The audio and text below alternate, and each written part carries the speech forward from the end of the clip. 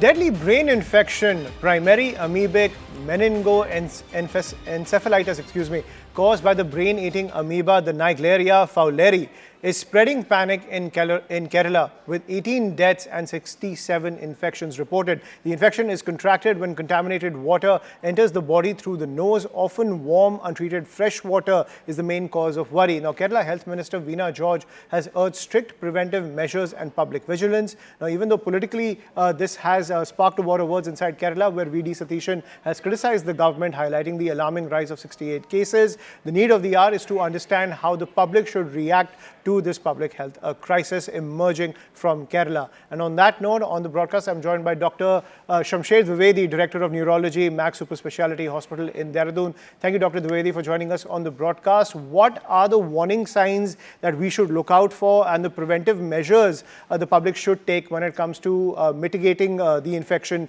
caused by this amoeba? Hello, everybody.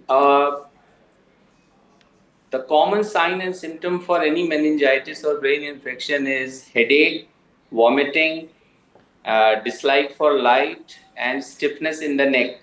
These are the primary symptoms which to begin with, and finally the person starts becoming confused and drowsy. And that is the time when the infection is gripping the brain from all the sides. So these are the warning signs, and whenever an area anywhere in the world is experiencing a micro epidemic, the way we are experiencing it in Kerala, any such child or adult who is having these signs and symptoms should immediately rush to the hospital. Right. And what kind of measures can we take on a day-to-day basis, Dr. Dwivedee, when it comes to preventing this kind of infection? What should we do around our house? How should we conduct ourselves when we're in public? Please decode that for us. Since the infectivity of this infection is not very high because it only happens when the contaminated water enters your nose.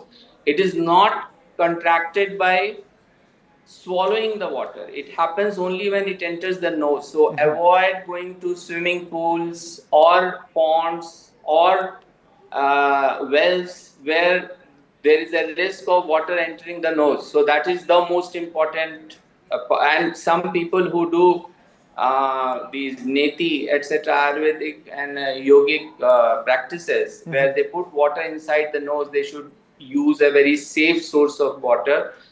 So fortunately, it doesn't spread by sneezing or coughing or by swallowing the water.